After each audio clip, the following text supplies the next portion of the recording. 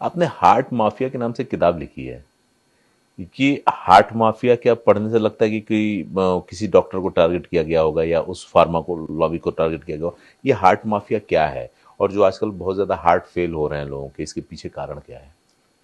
देखिए, यहाँ वो कार्डियोलॉजी की दुनिया की बात, अंदर की बात, एंजियोप्लास्टी, एंजियोग्राफी, बाईपास सर्जरी, जो कि बहुत कॉमन हो गया है, जबकि इसमें जो एविडेंसेस यही कहते हैं कि इससे ये कराने से ना कराना बेटर है।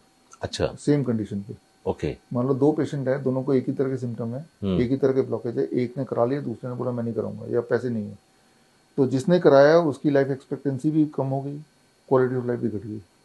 तो इस तरह के एविडेंसेस है। मेरी किताब है fish tank model for heart care, उसमें एविडेंसेस डाले हैं। तो ये बात मुझे पता है, मैंने कार्डियोलॉजी नहीं की, मैंने तो डॉक्टरेट की है, तो ये बात उस डॉक्टर को भी तो पता होगी, वो तो इसी में घुसा हुआ है, उसके बावजूद भी वो लिख रहा है। तो हार्ट माफिया हुआ ना, है ना, कि आपको पता है कि इससे नुकसान है, अगर वो कुछ नहीं करता है उसके कंपैरिजन में इसमें ज़्यादा नुकसान है, पैसा भी गया और वो पेशेंट भी गया।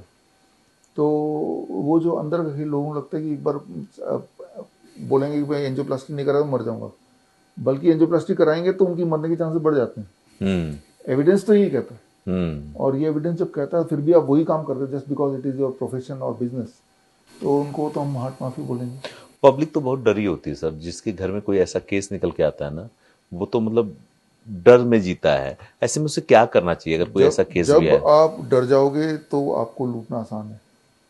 को लूटने के लिए पहले डराना पड़ता है। अब डरने को आप तैयार बैठे हो, इसके लिए अपने आप को एजुकेट करना पड़ेगा। अपने जैसे मैंने जो कुछ बताया, जो सुन रहे हैं, तो जो मैंने बताया किताब भी बता दी, आप क्रॉस वेरीफाई कीजिए, एजुकेट योरसेल्फ, है ना। डर से जीत कैसे सकते हैं? नॉलेज की पावर से जीत सकते हैं।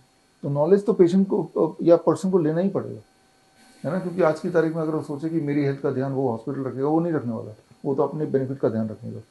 तो मान के चलो कि भाई वी हैव टू बिकम, जैसे मान लो आप ऐसी जगह पे रहते हैं जहाँ पे गब्बर सिंह का प्रकोप है, तो अपने पास बंदूक तो रखना ही पड़ेगा ना। बात तो सही है ना, तो अपने पास नॉलेज इज बंदूक, नॉलेज नहीं होगा तो पिटने को तैयार रहो। लेकिन डर तो, वो तो पेशेंट डरता है ना कि डॉक्टर से क्रॉस क्वेश्चन करेंगे तो हमारे मरीज को ऐसा वैसा कर देगा या इलाज नहीं करेगा।